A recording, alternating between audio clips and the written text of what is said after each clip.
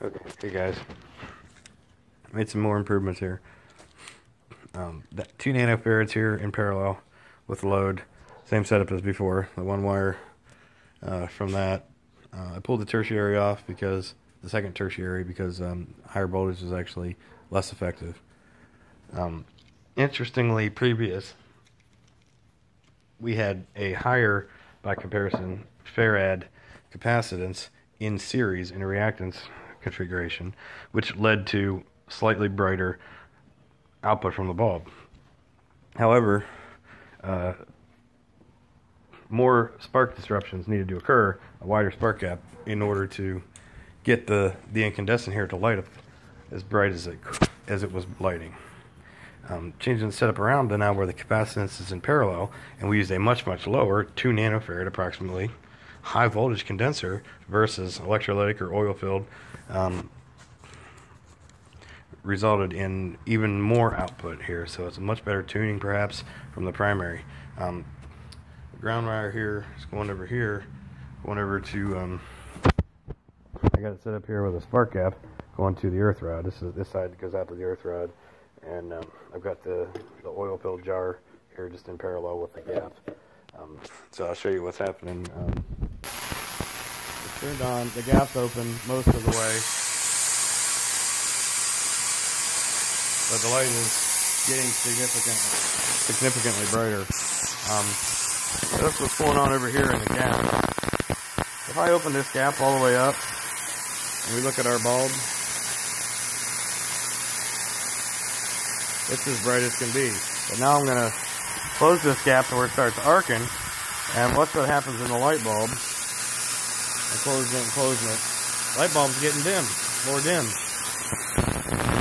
Now it's arcing a lot more down through that secondary, so there's actually less energy going into the primary.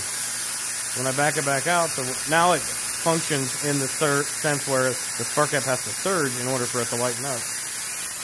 When I bring this back out where it's not arcing,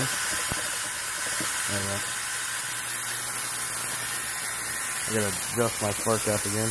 I bring it back out. Whoops.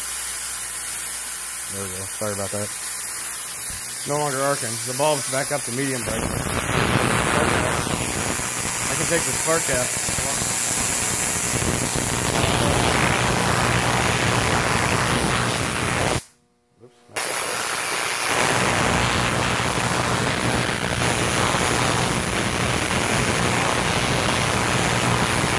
More of a steady discharge is better for the bulb. As we see over here, no arcing is occurring, even with the capacitor discharge or disconnected. Let me unhook it and show you. The same thing still applies. I was just trying to get some better action on the discharge, but so now we have a little higher voltage here, so I have to open it up more. But the bulb you see is lit. We're barely arcing here. That wouldn't be enough to sustain that bulb. So I got it all the way open, so there's no ground hooked up. This secondary coil is not hooked to ground. It's just hooked to this wire going over there to that spark gap that's all the way open. But our light's still lit. But if I remove that wire,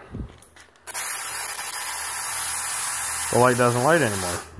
So there's some kind of grounding reference that's being created by this wire laying here or on the floor, at least as a minimum, that's still allowing significant amount of energy to go into that incandescent bulb, irregardless of whether or not this guy is arcing across from it.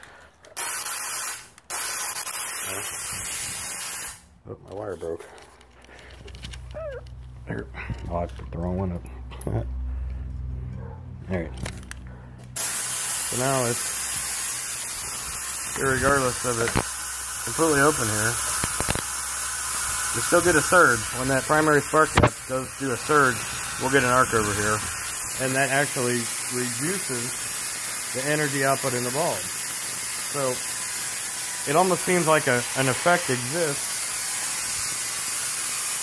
An effect exists that this here is becoming, you know, a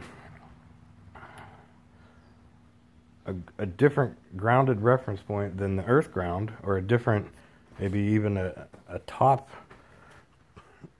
capacitance or antenna of some sort that's making it behave.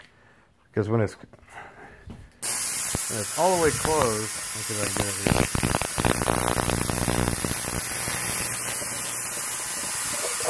That's all the way closed. You barely get anything out of that bulb. This is the case where a higher reactive capacitance would have benefited or caused more energy. But now when I open this gap back up and all those disruptions start to occur, it gets brighter. But when it gets to the point where no disruptions occur, it's the brightest. So this is quite interesting. Getting a little blue on the end of that bulb there. There's some plasma discharging going on in there. This bulb still lights very well. This bulb still lights very well. There it is. Off of that. Just saving off the primary. So there's a lot of high voltage going on here.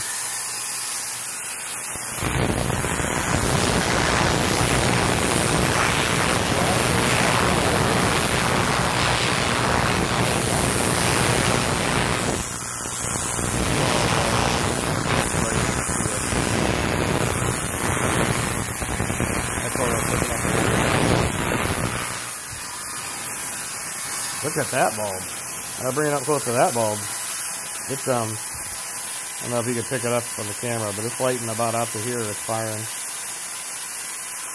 So that's an interesting little antenna itself.